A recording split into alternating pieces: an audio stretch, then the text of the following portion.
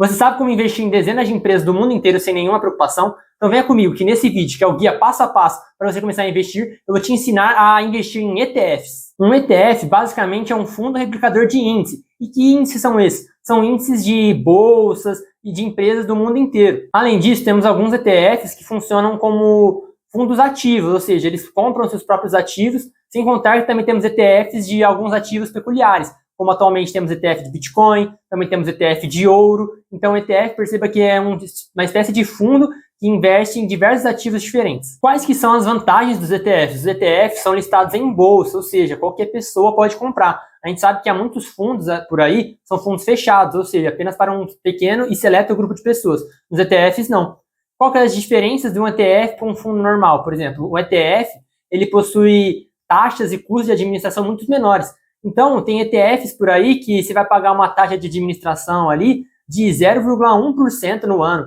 Quando a gente tem fundos aqui no Brasil, por exemplo, que cobram 2% ao ano, mais 20% da taxa de performance. Então, perceba como tem essa diferença muito importante de taxas, que a longo prazo faz toda a diferença para você. Outra vantagem do ETF é a diversificação. Então, a gente vai olhar aqui alguns exemplos de ETF, mas de forma geral, o ETF é muito bom para você diversificar sua carteira, justamente porque ele engloba um grande número de empresas diferentes ou de ativos. Tá, Miguel, eu entendi o que é um ETF, mas como eu analiso um ETF? Então, a primeira coisa que você vai ter que olhar é qual índice aquele ETF replica. Então, a gente tem, por exemplo, o BOVA11, que replica o índice Ibovespa. O Ibovespa é o índice da Bolsa aqui do Brasil. Então, o que você pode analisar no ETF? Eu recomendo sempre analisar principalmente quais os principais ativos que aquele ETF possui, qual que é o peso de cada ativo, tanto no índice quanto no ETF, e isso fará você ter uma noção se aquele ETF vai ser bom ou não. Então, se você olhar que, por exemplo, as principais empresas que aquele ETF possui são empresas que você não concorda, você não acha que vai ter um bom desempenho, por exemplo, talvez seja melhor você ficar de fora. E também olhar o índice, né? Então, por exemplo, esse BOVA11 que eu falei, que é o índice Bovespa da Bolsa Brasileira, a gente sabe que a Bolsa Brasileira não está vivendo um bom momento. Então, talvez você prefira escolher outro ETF ao invés desse, justamente por isso, fazendo essa comparação. Outro ponto que é muito importante você analisar é justamente as taxas de administração que eu te falei. Então, às vezes, a gente vai ter ETFs que vão estar replicando o mesmo índice, só cobrando taxas totalmente diferentes. Então, quando você for analisar e olhar qual ETF você vai pegar, você vai ter que fazer essa diferenciação também para escolher um que tem uma taxa menor. Óbvio que às vezes pode ter um que vai ter uma taxa um pouquinho maior, mas vai ser de uma qualidade maior. Então, você tem que sempre fazer essa análise. Além disso, o que eu recomendo que você analise a liquidez do ETF. Liquidez, como eu já falei aqui, mas para quem não sabe, é justamente, por exemplo, o volume de negociações que tem. Então, se tem muita gente comprando, vendendo, porque isso significará que vai ser mais fácil para tanto você comprar, quanto você vender a cota do ETF que você tiver. Afinal, ninguém quer ter algo que ninguém quer comprar e assim você não vai conseguir vender, né? Quando você for analisar um ETF também, é importante que você olhe algo chamado de tracking error, que é justamente a diferença da performance daquele ETF para o índice que ele replica. Então, pensa comigo, se você está replicando um índice, o ideal e o que deveria acontecer é que a sua performance seja muito parecida com a do índice, justamente você está replicando aquele índice. Então é importante que você olhe esse ponto, porque às vezes algum ETF ou outro, a gente tem que ser sincero, por exemplo, se a gente olhar na Bolsa dos Estados Unidos, há mais de 1000 ETFs, não tem 1000 ETFs bons. Então é sempre importante que você faça essa análise.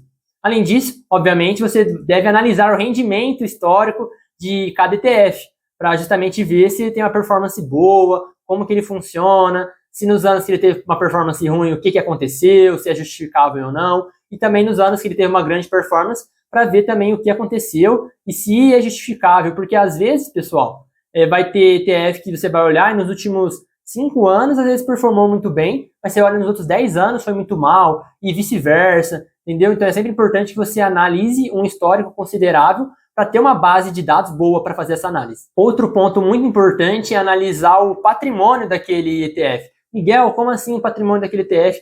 É bom que você pegue um ETF que ele tenha um patrimônio grande, ou seja, ele tenha um grande volume, ele tenha muitos ativos sob gestão, por exemplo, justamente para ser algo, digamos que, maior segurança, talvez. Justamente por ele ser maior, ele provavelmente possui mais segurança, ele é melhor administrado. Afinal, concorda que para você atrair investimentos para o seu fundo, você precisa demonstrar uma boa gestão, certo? Então, qual a pergunta principal que você deve fazer para escolher seu ETF? Qual índice você vai querer replicar? Por exemplo, Isso você vai poder fazendo análise, pesquisando mesmo, mas aqui, quando eu falo de ETF, eu geralmente falo para você pensar internacionalmente. Aqui no Brasil, eu não recomendo muito que você olhe com tanto carinho para isso, porque justamente eu não vejo performance, e aqui no Brasil é um mercado um pouco mais ineficiente. Então, eu acredito que vale mais a pena você olhar para os ativos em si do que através de um índice. Agora, lá para fora, é completamente diferente. Então, a gente tem que... Eu não lembro o dado exatamente com essas palavras em si, depois eu vou pesquisar certinho, mas, se eu não me engano, 90% dos analistas, inclusive, que olham a bolsa estadunidense, por exemplo, não conseguem bater o mercado. Porque é um mercado muito eficiente, você não consegue achar o que os investidores chamam de alfa, que é através do seu conhecimento você achar algo diferente, impactante ali. Há pessoas que sim, mas para você, que provavelmente está vendo esse vídeo, você não despende do mesmo tempo que as pessoas lá têm para analisar e mesmo assim não conseguem bater o mercado. Por isso que vale muito a pena você pegar os ETFs, justamente por essa questão, porque através dessa diversificação você vai estar protegido internacionalmente e, no caso, se você pegar, por exemplo, nos Estados Unidos, você está protegido em dólar. Para mim, a principal função do ETF na carteira de qualquer pessoa, e eu acho que é imprescindível que a pessoa tenha na carteira dela, é justamente essa proteção. Afinal, a gente viu quanto o dólar se valorizou frente ao real nesse ano. Se você tivesse um ETF que você vai estar protegido, afinal, um ETF está dolarizado, sua carteira, mesmo que as ações lá não tenham valorizado, o ETF valorizou por conta que o dólar valorizou contra o real. Então, você está pelo menos protegido. E é o que eu sempre falo aqui, a curto prazo eu não sei o que vai acontecer, se o real vai se valorizar, o dólar vai se valorizar, quem vai se valorizar. Mas a longo prazo é muito provável que o dólar se valorize para cima do real. E é muito difícil que esse cenário se mude. Além disso, pessoal, a gente vê no mundo inteiro, óbvio que em algum lugar ou outro específico não, mas a gente vê no mundo inteiro um aumento da produtividade, a gente vê as ações das empresas performando bem, muitos países com suas bolsas se desenvolvendo, e aqui no Brasil não. Então, por que você vai ficar com seu dinheiro alocado só aqui? Percebe? É o que eu falei em um outro vídeo, que, por exemplo, a questão, se alguém fala, um argentino fala para ele, pô, eu tenho todo o meu dinheiro na Argentina, aqui a gente brasileiro provavelmente vai falar, pô, você tá louco, você precisa ter dinheiro em outros lugares. Olha a situação da Argentina, embora esteja tendo uma melhora nesse último ano. Agora, a gente quer deixar todo o nosso dinheiro aqui, não faz sentido. Então perceba que essa é uma importância de você ter um ETF na sua carteira. Tá, Miguel, mas como eu faço para investir no ETF? Alguns ETFs são listados na bolsa aqui do Brasil. Então você consegue, abrindo lá sua corretora, o home broker, você consegue já comprar alguns desses ativos. Perceba que provavelmente eles vão ter um nome diferente, mas vocês vão ver lá, só fazer sua pesquisa que você vai ver qual índice ele replica.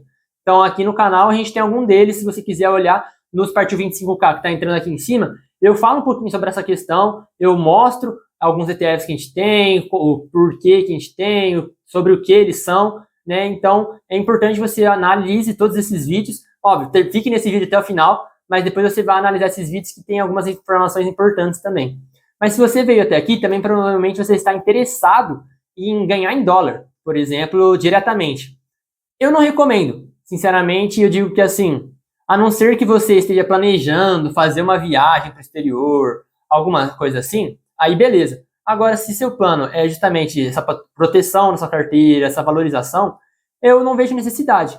Porque você vai ter que criar uma conta em uma corretora internacional, a gente tem alguns exemplos como a Avenue, por exemplo. E não sei vocês, mas para mim eu acho ruim ficar criando um monte de conta, ter conta em um monte de lugar, por justamente você às vezes se perder, você não ter um controle total de onde está seu dinheiro. Então eu não vejo essa necessidade, porque através dos ETFs listados na Bolsa do Brasil, você consegue um efeito parecido. A única diferença, você investindo diretamente lá, é que, óbvio, se você quiser, você consegue comprar ações específicas, mas você também consegue fazer isso com algumas ações daqui do Brasil. E você também consegue explorar um universo maior de ETFs. Como eu disse, lá nos Estados Unidos temos mais de 1000 ETFs, a gente tem ETFs temáticos, então tem essa diferença. Mas, como eu disse, se você não está planejando viajar para o exterior em breve, eu creio que não seja a melhor opção. Mas também, se você quiser, a gente tem ETFs que pagam dividendos, então você recebe esses dólares na sua carteira. Óbvio que, assim, a maioria dos ETFs estão focados mais em valorização do que realmente nesse pagamento de dividendos. E aqui no Brasil, o pagamento de dividendos em ETFs, você acaba recebendo uma tributação. Então, por isso que eu sou mais a favor das carteiras contendo ETFs focados em valorização, né? E daqui do Brasil mesmo, porque eu acho que é mais simples para o investidor. E investimentos, pessoal, não precisa ser algo complicado. Quanto mais simples, mais fácil para você, melhor. Agora eu vou dar uma comparada aqui para vocês terem noção da discrepância e da importância de a gente dar nessa analisada. Então, olhando aqui para o rendimento da B3, isso aqui está no site da B3, tá, pessoal? Se vocês quiserem consultar a informação, é só pesquisar lá B3, desempenho do Ibovespa, tá? Mas se for a gente olhar para o desempenho, né, no caso dos últimos anos, a gente percebe que, 2016, só para explicar, a variação anual nominal é o quanto valorizou naquele ano, tá? E aqui do lado a gente tem a variação anual em dólar. Então perceba que 2016, 2017, a bolsa foi sim se valorizando em real. Então de 2016 a 2019, ou melhor, 2020, a bolsa se valorizou em todos os anos. Só que quando a gente olha para essa variação em dólares, perceba que o desempenho não foi assim. Então em 2018 ela apresentou queda, em 2020 ela apresentou queda de 20%. Então, perceba que mesmo que a bolsa foi subindo em real, o desempenho não foi assim tão bom em dólar, né? Então, quando a gente olha para o ano de 21, que aí sim a gente teve uma queda na bolsa de 11%, a gente percebe que houve uma queda também em dólar. Mas, para mim, a maior diferença, se a gente for olhar, é, por exemplo, no ano de 2024, que é o ano que a gente acaba de passar, foi justamente um ano ruim para a bolsa brasileira e pior ainda para o real. Então, a bolsa se desvalorizou 10% e em dólar ela desvalorizou 30%. Então perceba que com o passar dos anos, por mais que a bolsa oscile, até se a gente for fazer essa soma aqui, a gente percebe que em real ela se valorizou, a gente percebe que em dólar o desempenho não foi tão bom assim.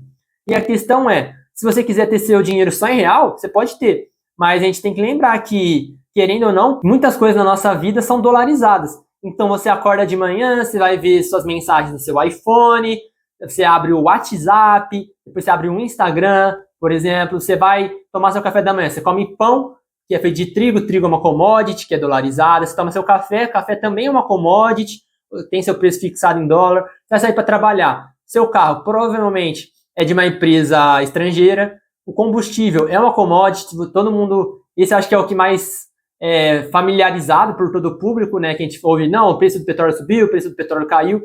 Então perceba como tudo isso acaba tendo impacto do dólar. E aqui no Brasil, eu estou acabando de falar da questão do combustível, aqui no Brasil a gente tem um sistema de transportes muito focado no rodoviário. E o rodoviário é basicamente combustível. Combustível depende do petróleo, que sofre essa oscilação, principalmente porque ele é cotado em dólar. Então perceba que, mesmo que você não coma dólar, igual o pessoal fala, toda a questão dessa valorização, desvalorização do dólar frente ao real tem um impacto muito grande no nosso dia a dia. Agora, para fazer essa comparação, eu gostaria de te mostrar o índice S&P 500. Esse S&P 500 é um índice que contém as 500 principais empresas dos Estados Unidos. Então, como funciona? Ele pega o desempenho de todas essas empresas e vai mostrando, aí vai ter a valorização, ele é composto por todas as empresas, né? Então, a gente sabe que quando vão formar esses índices, cada empresa tem um peso diferente, de acordo com o seu tamanho, todas essas questões.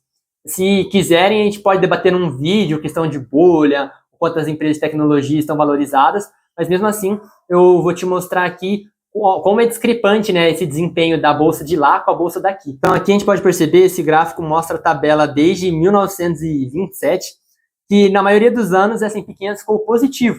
Óbvio que teve alguns anos de queda, mas é isso que a gente vai analisar. Então se a gente pega, por exemplo, desde 2003, ele teve queda somente em 3 anos. Em 2008, teve uma queda de 37%, só que teve aquele grande crash global, né? Todo mundo sabe, a crise de 2008, então é justificável. Mas depois disso, ele começa a se recuperar. Além disso, tivemos uma pequena queda em 2018 e uma queda também no ano de 2022. Mas perceba como a maioria dos anos ele se manteve positivo. Se a gente for fazer o cálculo aqui da média de rendimento do S&P 500, normalmente, se a gente pega ali, que depende da época, né? Porque cada ano a média é jogada para cima ou para baixo, mas a gente tem um retorno médio de pelo menos uns 10% no S&P 500. Só que isso é em dólar. Então perceba que se você tem um retorno de 10% no S&P 500, mais 10% do dólar se valorizou contra o real, seu retorno foi de 20%. Entendeu? Então esse é um dos benefícios de você acabar investindo no principal mercado do mundo, né? Porque a gente sabe que, querendo ou não, todos os olhos do mundo se olham para o mercado americano. É o principal mercado do mundo. Então é muito importante você ficar dentro desse mercado. Ou você vai querer ficar de fora, da onde mais circula dinheiro, da onde tem mais empresas, empresas mais valiosas do mundo. Uma informação importante de vocês saberem, que reflete muito como está a nossa Bolsa Brasileira nos últimos anos, a gente não teve nenhum IPO nos últimos 3 anos. O IPO, melhor falando, né, para quem não sabe, é quando uma empresa faz seu lançamento de ofertas públicas na Bolsa. E nos últimos 3 anos a gente não teve nenhuma na Bolsa brasileira. Isso é o quanto o nosso mercado está desvalorizado. A gente teve empresas brasileiras preferindo listar suas ações lá fora ao invés de fazer esse lançamento aqui. Então perceba como é perigoso você se expor somente ao Brasil. Óbvio, não estou falando para você deixar de investir aqui, porque se tem poucos olhos voltados para cá, é mais provável que você encontre boas oportunidades. Mas também há menos olhos justamente porque o desempenho não está sendo bom, não está sendo vantajoso para muitos investidores. Ou seja, é imprescindível que você tenha algum ETF na sua carteira. Ele pode não ser algo que vai dar maior valorização do mundo para sua carteira, mas ele vai ser essencial para te proteger, justamente por esse desempenho mais estável, mais seguro dele, e que vai te proteger contra oscilações e crises, tá? Eu não te garanto que um ETF vai estar sempre valorizando, porque a gente viu aqui que pode se desvalorizar, mas a longo prazo a gente percebe como o desempenho dele é muito regular e uniforme. Eu espero que tenha ficado muito claro essa questão de como você faz para analisar ele. É justamente isso, você ir analisando e comparando um ETF com o outro, você analisar um pouco das principais empresas, né? Eu sempre falo para ver isso, para você ver, para você ter segurança mesmo, se você confia, se você acha boas as principais empresas. Óbvio que, por exemplo, a gente pega um S&P 500, tem como você analisar as 500 empresas, mas é justamente fazer essa análise para você definir qual vai ser o melhor para sua carteira de acordo com os seus objetivos. No mais é isso, eu espero que vocês tenham gostado do vídeo de hoje, principalmente entendido. Eu gostaria de pedir o seu like para você se inscrever aqui no canal e me seguir lá no Instagram, mm_negócio, que, como eu sempre falo, tem muitos conteúdos exclusivos por lá. E por lá a gente pode trocar uma ideia, se quiser pode me chamar por lá, se quiser perguntar sobre ETF, política, ações, enfim. Você está sempre convidado e é sempre bem-vindo. E lembrando que a partir da semana passada e para as próximas nós teremos 2 vídeos semanais, toda terça e quinta às 7 horas. Então fique aqui ligado no canal que eu espero você nos próximos vídeos. Valeu?